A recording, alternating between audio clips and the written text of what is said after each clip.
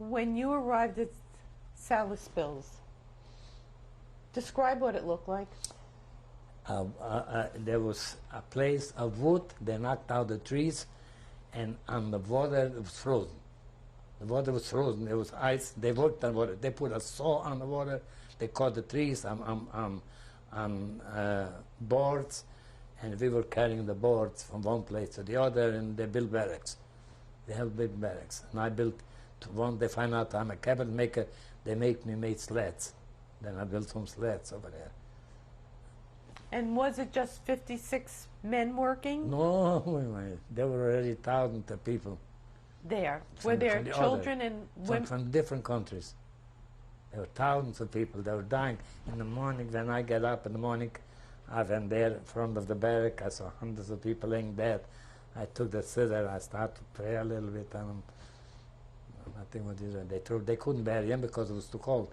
They threw him in the woods. There were special people that threw him in the woods and they waited the spring. Did the woods have a name to it? That's Harrisville. They call it one name. We didn't go. They didn't let you go over there by yourself. It's all everything by commando, everything what they laid on the SS and everything. Yeah. Could you describe the day, your daily routine? Yes, they in the morning we get up. In the morning we get up, and they gave us a coffee. It's not coffee; they call it from corn made, something like that. Ersatz coffee they used to call it in German. I don't. And they gave you a slice of bread, and that was the rest of it. For this, you went to work, and that's how I went to work. What time was that? That was early. That was early. First of all, early in the morning, you have to go out, they wake us up, and you have to go wash yourself. How cold it is, they have water running somewhere. Over there, we didn't have water. Over there, you have to wash yourself in snow, if you want to have clean. In Salisbury, they didn't have water on yet. There was no water on. And even when I left, they didn't have water on. There was snow all the time. And then, after you clean yourself, one thing they insisted, you should be clean. You should have shaved. I know how we did it. Ask me, and I wouldn't know. But we had to be clean. Did you have razors? Huh? How did you shave? They let you. They were better than the Russian. The Russian took our razors away. The German never took a razor away from us. Somehow they want us to be clean. I don't know why. Maybe they're afraid of their own typhus or something, you know. But meanwhile, we had to be clean. And people, they died like flies over there in Salisbury. It was a Vernichtungslager. They didn't do nothing in Salisbury. They built the barracks and it was a Vernichtungslager. Where were the other prisoners from? From all over the world. From all over, from France and from all those things, from Germany and from who knows where, from the rest of the world. German, a lot of them German Jewish people from there. Czech people were there. Don't ask questions. When we get in touch with those people, we ask them from where and they tell us from where. That's all. Did everybody seem to get along?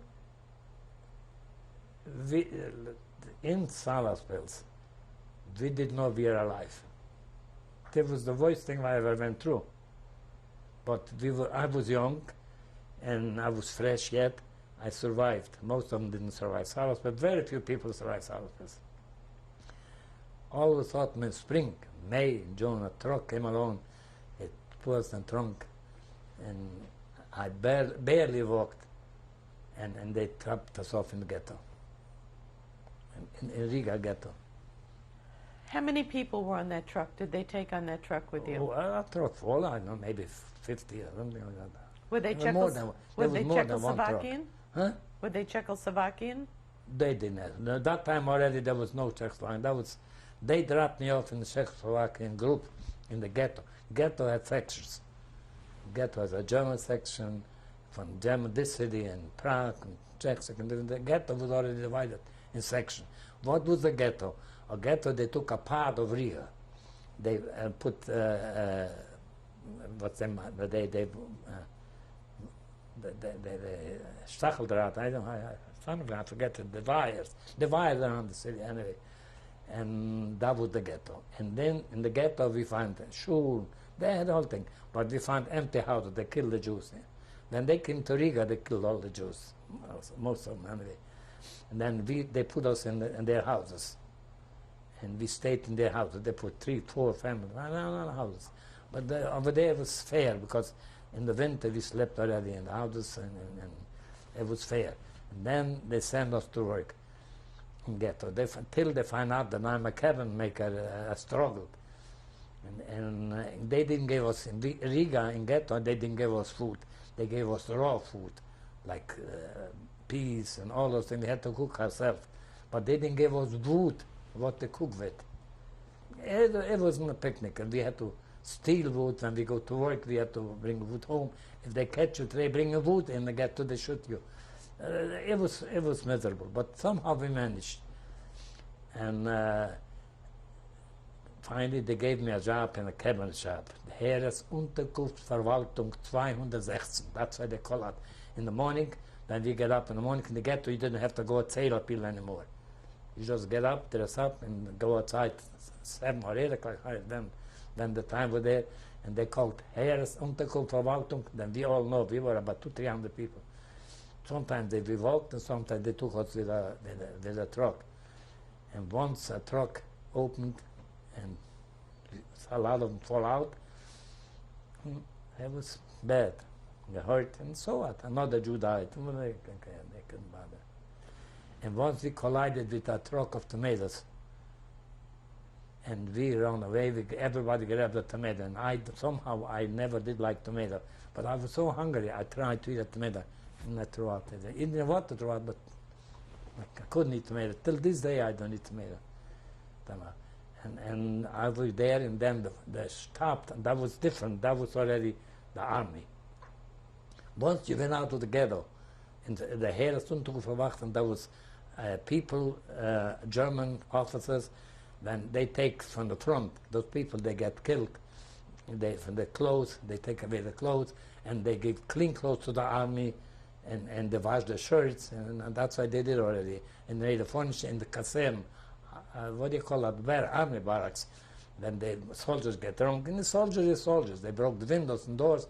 I had to go over there, the cabinet maker, fix doors, fix windows, and over there. And then he saw right. There were 22 cabinet makers. They were non-Jewish.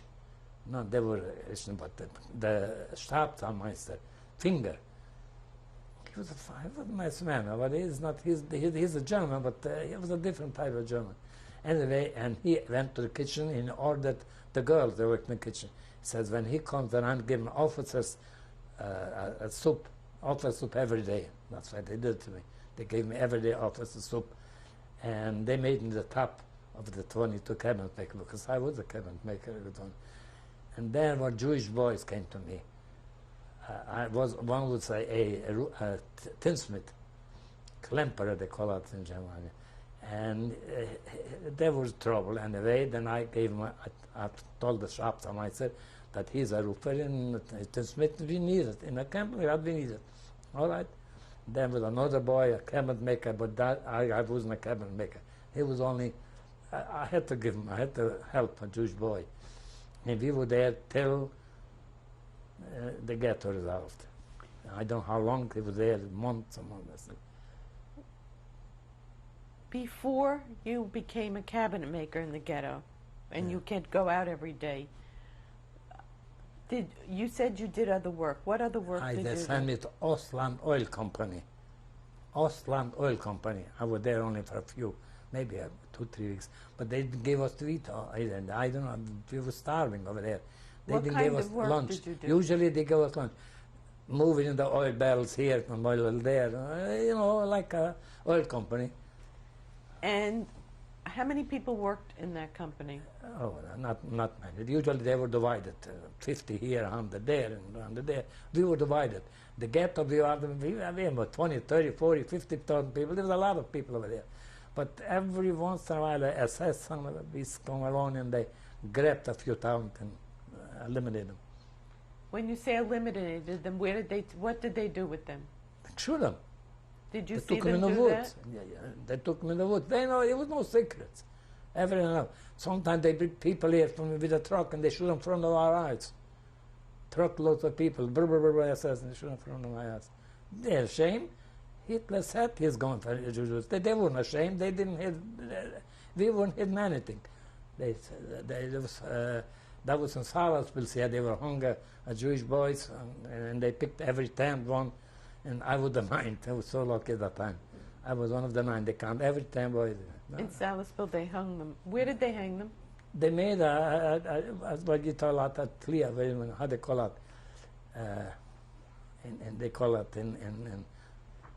they made where they hang people. They really like real thing. They like in the old movies, the American movies. You see that, and they hang up and they on a bench, and they push the bench, and and after that was not enough. They started to got 10 more. Did you have to watch that? What? Yeah. I tell you, they weren't ashamed. They killed people in front of us. They weren't ashamed. See, they didn't keep things secret. They was open. They killed Jewish people open.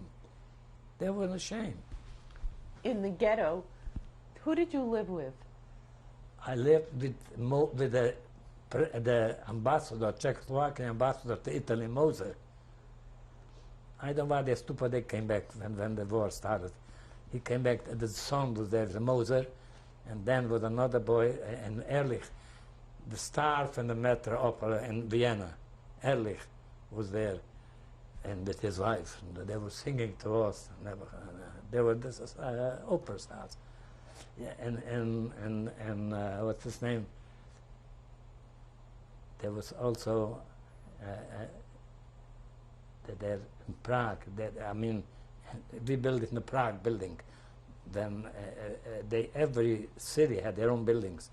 There was an apartment house, and there was a shul Friday night.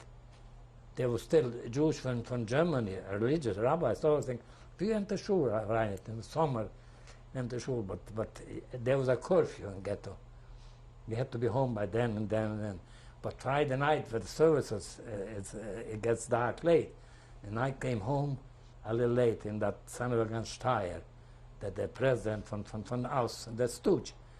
He came to me in the grave and he said, where were you? And I said, I told him I was in shul. And then I was so upset. I said, I grabbed Steyr. He says, I'm a young man. I'm in the 20s, he says. And you are a man in the 40s. Well, and if I'll take one thrust, you die. I told him, we are from Czechoslovakia. We used to live in a democracy, he says. I hope to come home. I told him. And you wish probably too you want home. But when we come home, if I tell the police, for the authority, that what you did to me now, they'll put you in jail for the rest of it, because Czechoslovakia still, they want to know. They did it after the war. And he somehow changed, and he was my best friend. He was my best friend. He didn't bother me. We went to shul, sometimes you keep it, but secret, the SS shouldn't see it.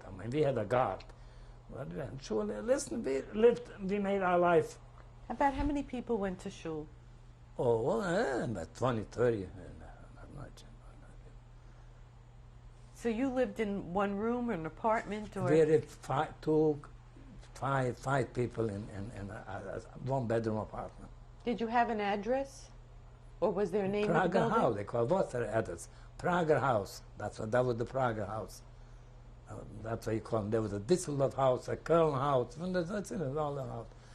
We didn't need an address, we didn't go over there, we were afraid the SS was all surrounded. They were shooting people on the street. That son of Kraus, who the chief, the SS from the ghetto. He was a Graf, a Jewish man from Vienna. Somehow, I don't know, or he didn't salute them easier than he shoot them right in front of us. It was nothing. Kraus, he was a Vienna, son of a gun. She knew him, the woman she lived with me for the opera song. She knew him from Vienna. That's why she told me where he is, and he was the head of the ghetto.